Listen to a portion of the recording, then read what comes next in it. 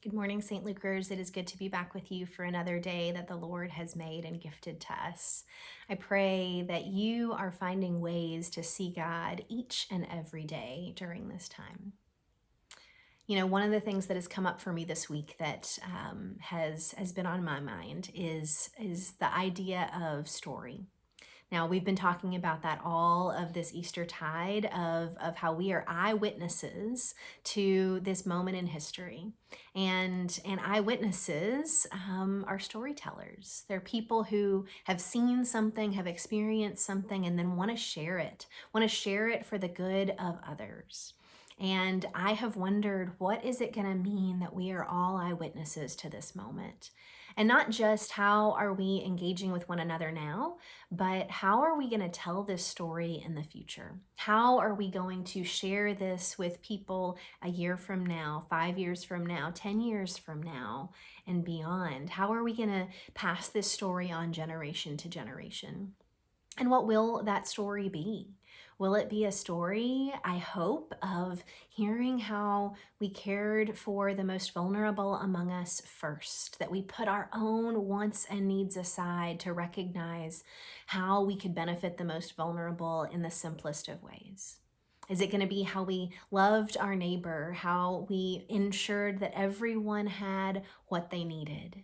In this moment, even when resources seemed slim, we found the ability to share our resources with whoever needed them. We hear almost that same story in Acts. We hear almost that same exact story of those eyewitnesses after the resurrection of what it meant to be community then, and how they formed the church around that story. They formed the church around caring for the most vulnerable, and caring for their neighbors in ways when resources might have been slim. They ensured that everyone had enough. I wonder how we will tell our story. This week's psalm is Psalm 66, and the end of the psalm is another story that someone has shared, starting in verse 16. It says, "Come close and listen, all you who honor God. I will tell you what God has done for me. My mouth cried out to him with praise on my tongue. If I had cherished evil in my heart, my Lord would not have listened, but God definitely listened. He heard the sound of my prayer. Bless God, he didn't reject my prayer. He didn't withhold his faithful love from me." We know God does not withhold God's love from us in this moment, that we're seeing that through one another, through the stories that are unfolding right before our eyes of love of neighbor and love of those who are most vulnerable in our community, love of those for whom their resources, which were abundant one day and scarce the next, we are finding abundance in the way that we share resources.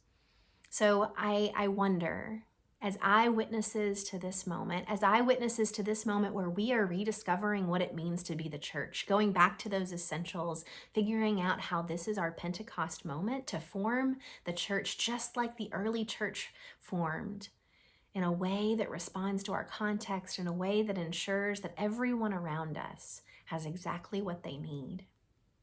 I wonder what the story we will tell will be. I wonder what our psalms will look like that we will pass on to generations as we say that we will tell what God has done for us, through us, among us, and with us. What's your story going to be, St. Luke's?